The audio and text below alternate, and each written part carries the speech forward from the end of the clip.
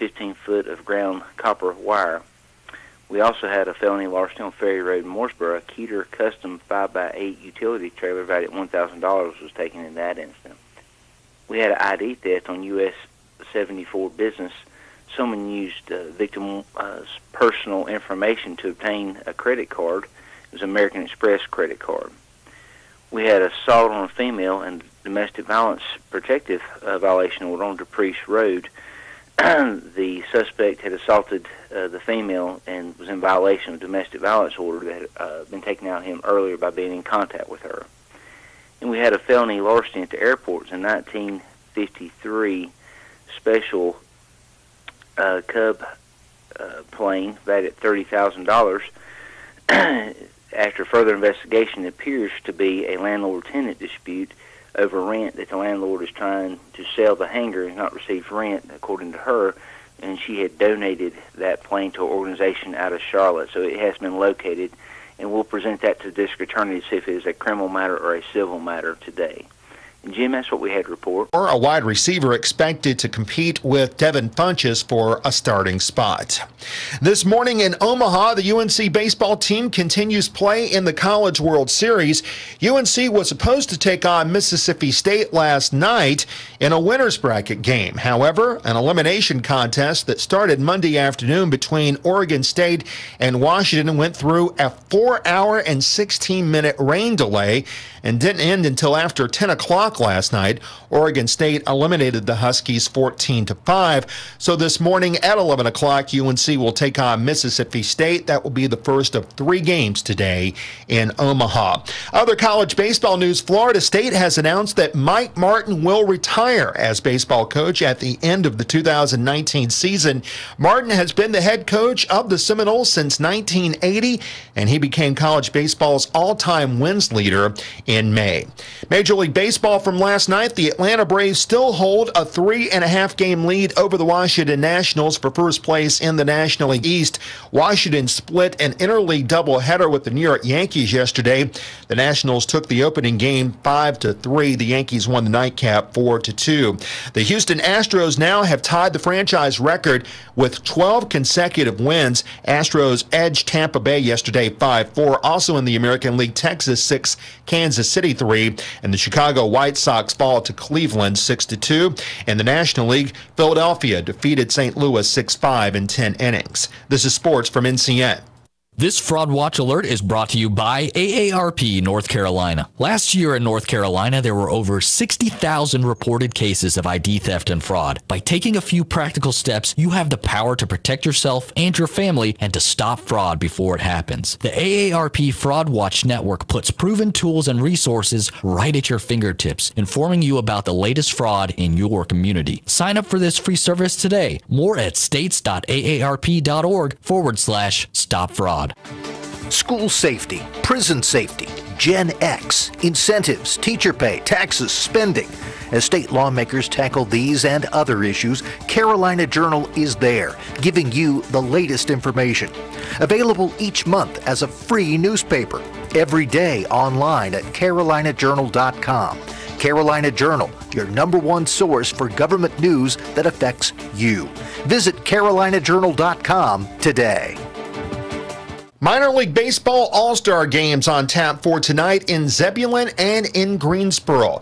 The Carolina League All-Star Game will take place tonight at 5 County Stadium in Zebulon. This is the first time ever that the Carolina Mudcats have hosted the Carolina League All-Star Game, which features the best players from the 10-team Carolina League, which includes the Carolina Mudcats, the Buies Creek Astros, the Winston-Salem Dash, and the Down East Wood Ducks. And in Greensboro tonight, the 59th South Atlantic League All-Star Game takes place at First National Bank Field in Greensboro. This is the first time in 10 years that Greensboro has hosted the Sally League All-Star Game. And tonight in the Appalachian League, the Burlington Royals will start its season. They'll be in Tennessee against the Elizabethan Twins. That's sports. I'm Jeff Hamlin. We'll look for mostly sunny skies overall today with a couple of partly cloudy periods. It'll be hot and fairly humid as highs reach about 92 to 98 degrees. The heat index could reach around 100 to 104. Overnight tonight, we'll call it fair to partly cloudy and muggy. A slight chance of an evening thunder shower. Lows overnight in the upper 60s to low 70s. Should see a mix of sun and clouds Wednesday. A few widely scattered showers or gusty storms in the afternoon. Highs 90 to 96. I'm Mike Moss in the Weather Center. Well, let's jump 5 degrees since I got here this morning at 5:30. 75 now, warming up to 93, possibly even a little higher today with all that humidity. It's going to be close to 100. And we have that kind of weather all week long. Looks like the possibility of some rain coming maybe tomorrow with only a 30% chance of scattered showers. The biggest chance is coming up on Friday night with 60% and 40% on Saturday and Sunday. We have a 20% chance of showers. So we got a little rain here in the midst of all this hot weather. We'll watch all that pattern for you, see what takes place. And with the heat as it is, oftentimes it creates some thunderstorms also in the later part of the day. So we'll keep our eye on the weather for you. You should be sure to stay cool. Drink a lot of liquids, and keep yourself hydrated during this winter time, particularly if you're spending any time outside. And watch the kiddos if they're outside. Do kids play outside much anymore? Mostly inside with video games, aren't they? Well, if they're playing outside, please watch them. Make sure they don't get dehydrated, and keep a close eye on them. Well, there's a lot of things going on around the area. One of the things that is that's up in the, murmuring stage, I don't think it's gotten to a hotly discussed area yet, is the Cliffside Incorporation. That's a committee has been formed there in Cliffside to incorporate Cliffside. Established as a village back in 1902, some are hoping Cliffside will become an official incorporated town. So they've formed a committee established, and a campaign will soon begin to educate the residents in the Cliffside community about what it is that what it means to be a corporation, what an official town. According to businessman Johnny White, who is promoting the idea, becoming a legal municipality, the committee will have 15 members, with the majority being longtime residents of Cliffside. White says there is support for Cliffside becoming a town, and he's also heard from a handful of people who oppose the idea. We want the public to receive inaccurate information about what this will mean, so they're establishing this committee. White believes that those who are unsure or opposed to the idea of becoming a town may become in favor of the idea when they have adequate information. He said that people have come to him and said that they were opposed at first, but after doing some research on their own, they have changed their minds and now support the idea of Cliffside becoming a town. The town of Cliffside. How's that sound? White and his family moved to Cliffside approximately 4 years ago. They own the Dutch Broad Cafe in Cliffside and Davis Donuts in Forest City.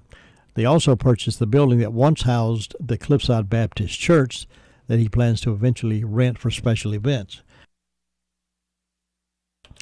White and other supporters say incorporating as a town will help Cliffside become vibrant, safe, and attractive to newcomers.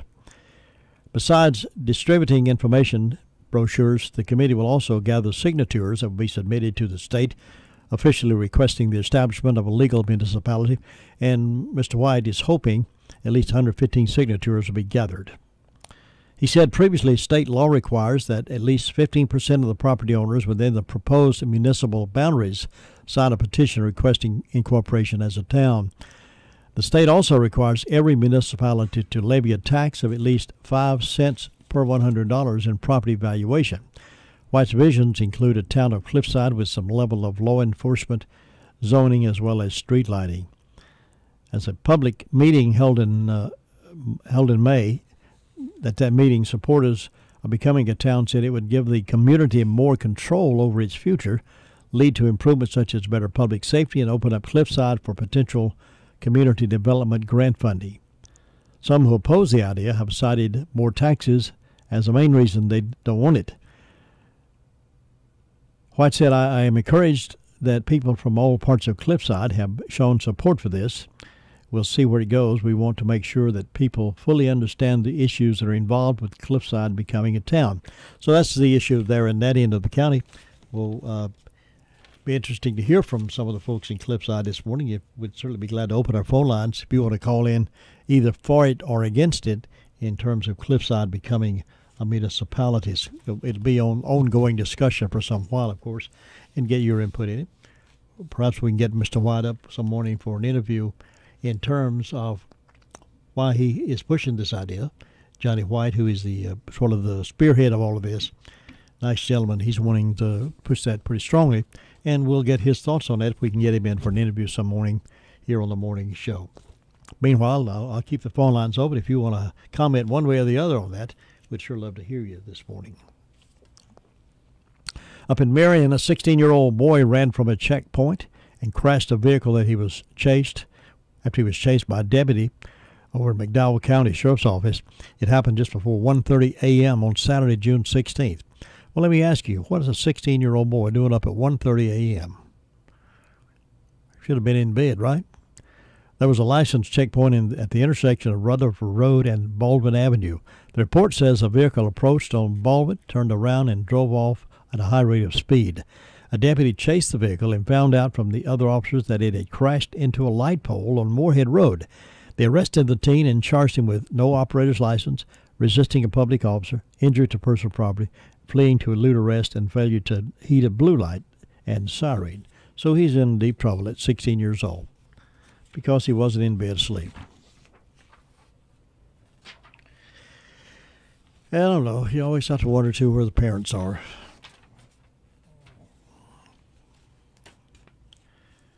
Well, in Austintown, Ohio, WKBN is reporting that an Ashtabula County man tried to seduce an underage victim with chicken Alfredo and Sprite. So he's going to serve 7 days in the county jail. Albert Maruna, now 23, was arrested in an Austintown sex sting back in December. He thought he was talking to a 15-year-old boy online, but it was an undercover Austintown police officer. Maruna arranged to meet the officer in Austintown. He planned to bring the Sprite and chicken Alfredo to the date. So he'll be on house arrest for 120 days and will have to register as a Tier 1 sex offender. Online sex pursuits, ladies and gentlemen. Arrested December 12th. Albert Maruno IV, 22, charged with importing, disseminating matter of harmful or obscene to juveniles, possession of criminal tools, and unlawful sexual conduct with a minor. Chicken Alfredo, would that get it to you? Would that pull it for you? I don't know.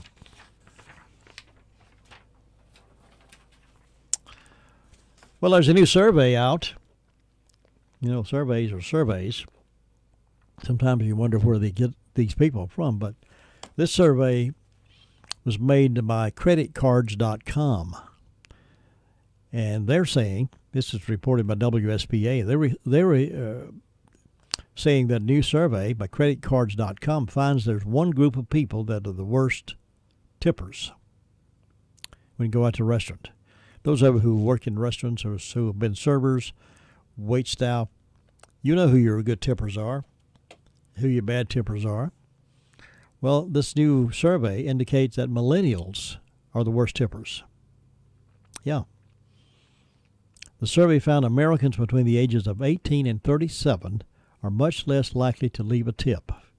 10% of people in this age range said they often don't leave a tip at all, and 33% say they leave a tip less than 15%. This may be because millennials are used to purchasing goods online, and older people tend to have more disposable income. It may be true. That makes a lot of sense, which begs the reason, why is it that the advertising agencies are trying to appeal to the millennials? They have less disposable income than older people. The advertising goes to the young people instead of the older people when they've got the money to spend, generally speaking. So the advertising agencies, which are probably made up of millennials, sit in these ivory towers sometime, and they try to dictate down to a local community such as ours what they should do and shouldn't do, and they forget about the millennials. I've said oftentimes also that the fast food restaurants around the area and even other restaurants need to hire the retired people that want to work, make some extra money, Because the younger crowd, sometimes they're not motivated. All of them, I'm not painting everybody with the same brush, don't get me wrong, but there are many young people that just don't want to work. They want to make a paycheck and they're gone for 2 or 3 days and then looking for another job. But seniors are dedicated to their word. They'll say, I'll work for you 4 days a week or whatever, and they're there.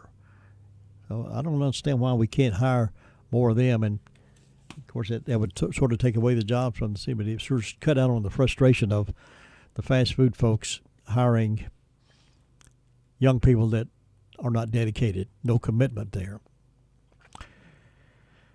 Well, down in Spartanburg, South Carolina, WSPA is also reporting that Spartanburg County Sheriff's Office officials arrested 2 people accused in the homicide case of a man who was found dead inside the trunk of a car abandoned on Paris Bridge Road on Saturday afternoon. Gave you a little bit of this story a moment ago. They reported earlier that a man was taken into custody after a chase and home invasion on Sunday in Spartanburg County. I'm going to hold up their mug shots, pictures to the camera, those who are watching online. Get a shot of their mug shot there. If you can see that, yeah, there you go. There they are. Sheriff Chuck Wright said troopers pursued the suspect believed to be connected to the death of Jamie Lee Miller, 37, whose body was found in the trunk of an abandoned car on Paris Bridge Road Saturday. On Monday, Sheriff's Office officials said in a news release that Stephen Clayton Scruggs of Gaffney was charged with murder in this case. Tabitha Leanna Cook of Chesney was also charged with accessory after the fact of the felony. According to the release, on June 15th, Scruggs' family members reported 2 vehicles had been stolen from their home and said they suspected Scruggs as being the person responsible. On June 16th, one of the stolen vehicles was seen on Paris Bridge Road in Chesney. As a deputy was working to recover the vehicle, they noticed a foul odor coming from the trunk of the vehicle and found Miller's body inside. According to the release, Scruggs and Cook were developed as suspects in the homicide, but they were unable to locate them. On Sunday morning, a South Carolina Highway Patrol trooper saw both suspects in a second stolen vehicle on Highway 11 at Long Branch Road and tried to pull the vehicles over. The suspects refused to stop, and the chase began until Scruggs crashed the car. Then he started to run. Cook reportedly stayed in the car and was arrested. According to the release, Scruggs then committed a home invasion, 2 attempted burglaries, and an attempted auto theft on Highway 11 before he was arrested. Both Scruggs and Cook were taken to the sheriff's office and were later transferred to the detention center after a magistrate judge approved their warrants. Scruggs was also charged with possession of a methamphetamine after deputies found a substance in his pocket during the arrest. He was also charged by Highway Patrol for a seatbelt violation, speeding, failure to stop, and possession of a stolen vehicle. So there you go. It's 8:41, and we're warming up really quick. Congratulations to the Daylight Donuts winner this morning, Ray and Anita Rice. Been married 41 years. They live over in the Shiloh area, so we wish them a happy, happy anniversary and go for 41 more. Well, according to a report, almost 60,000 immigrants with arrest records, including 10 accused of murder, have been permitted to stay in the United States under former President Obama's Deferred Action for Childhood Arrivals. That's the DACA program. The Department of Homeland Security released the new data on Monday. According to DHS, 7.8% of all immigrants who have been approved to remain in the U.S. under the program since it was created in 2012 have been arrested.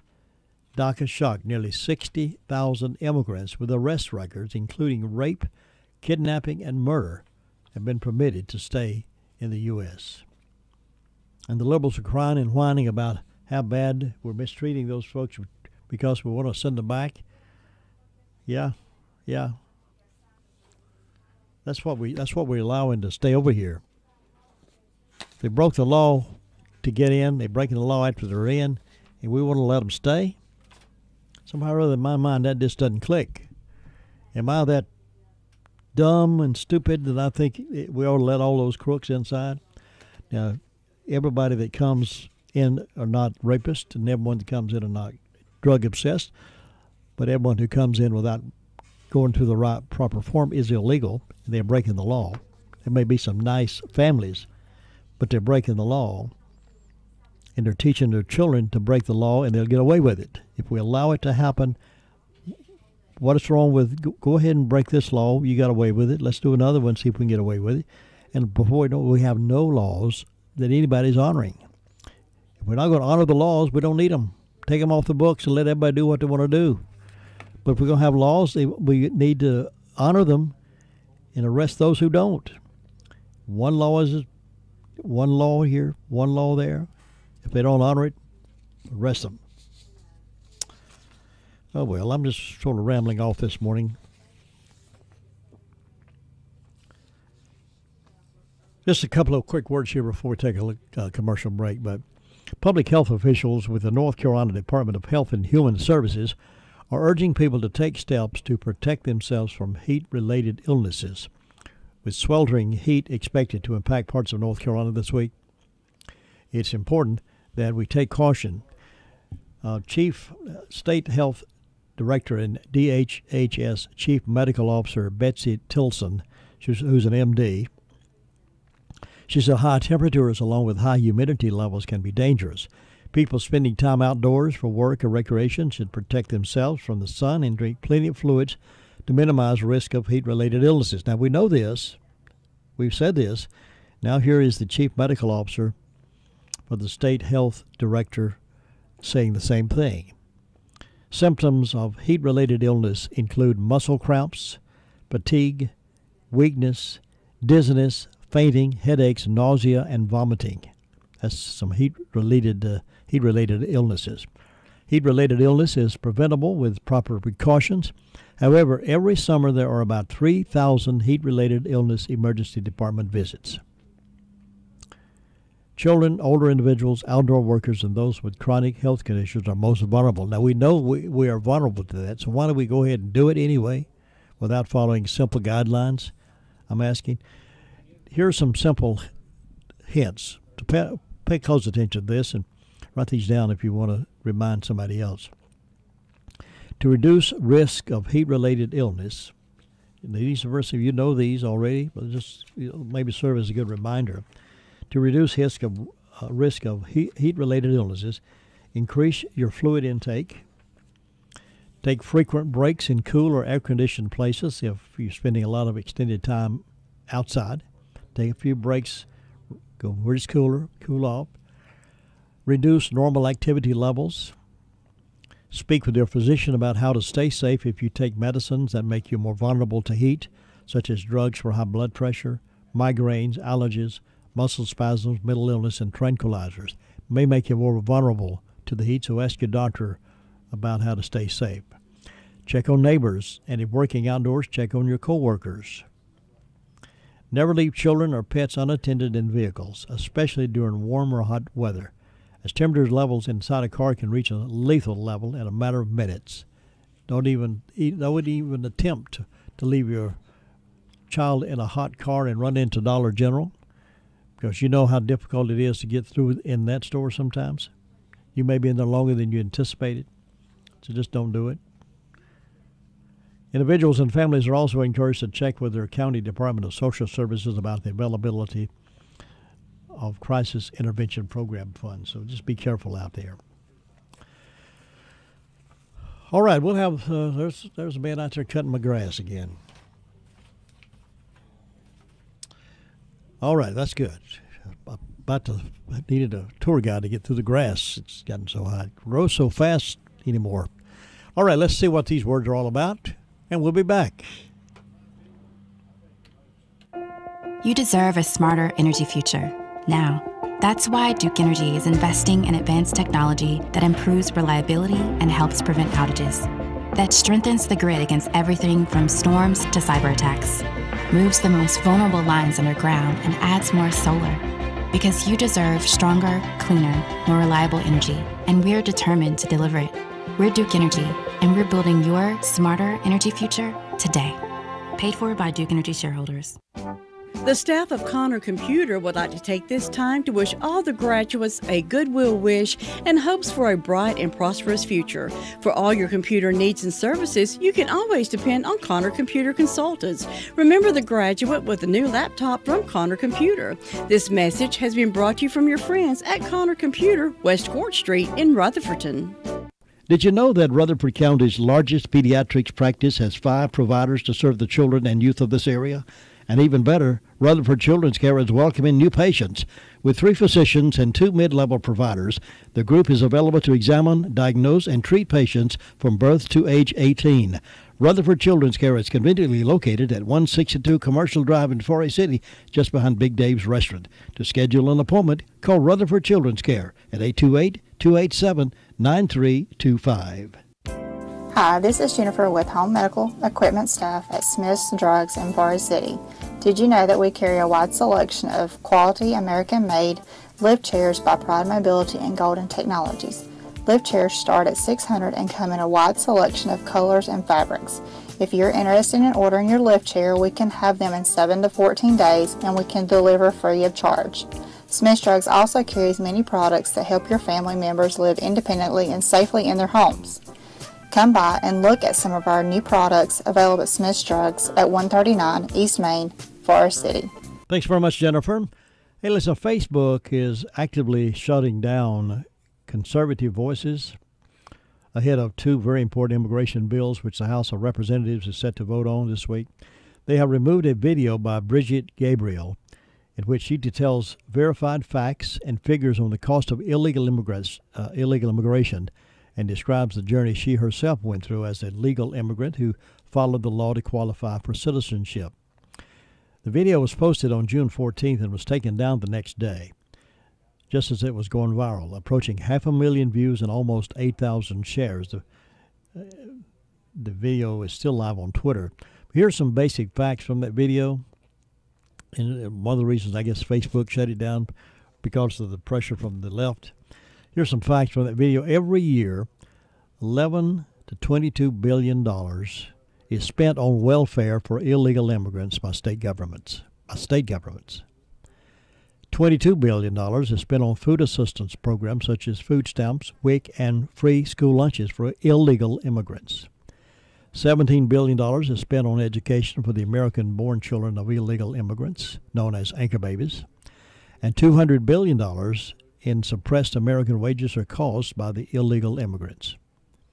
When you add all programs for illegal immigration together, the cost to the American taxpayer is $338.3 billion a year. Bridget Gabriel is a New York Times best-selling author, leading expert on global Islamic terrorism, and chairman of ActForAmerica.org, which is the largest national security grassroots organization in America. She's also the author of up-and-coming book Rise in Defense of Judeo-Christian Values and Freedom. That Facebook account has been shut down because that's the kind of thing she's talking about, how much it's costing the American taxpayers because we're supporting illegalities. We're supporting folks who break the law. If we support folks who break the law coming across the border, why not just loosen up all the laws on the books of anything? Why not support and give bank robbers and folks like that opportunities to do some good things in the community? Well, Fox News dominated the cable news coverage of the North Korea summit. You remember when the president was meeting with the North Korea president? Fox was number 1. Fox News Channel coverage of the summit on Monday won the ratings race according to Nielsen Media Research, with primetime host Sean Hannity reaching an audience of almost 6 million. The other 2, MSNBC got 1 million, CNN only 869,000. CNN has absolutely gone to the barrel, haven't they? They're so rude and crude in their coverage. They just absolutely call people names, and they call the press secretary out. Anyway, Mr. Hannity's program landed the number 1 telecast in all of television with total viewers. So that's good for Sean Hannity. All right, folks, that's about it for me today. We'll be back together real soon. I've enjoyed the opportunity to get a chance to chat with you again. Haven't had many opportunities like that in a while, but thank you for allowing me to shed some information to you and sort of give you some information where I'm coming from in terms of my thoughts and what we need to do in terms of our America and keeping it safe. Meanwhile, have a wonderful, terrific Tuesday. Only you can make all this world seem right. Only you can make the darkness bright. Only you and you alone can thrill me like you do and fill my heart with love for only you.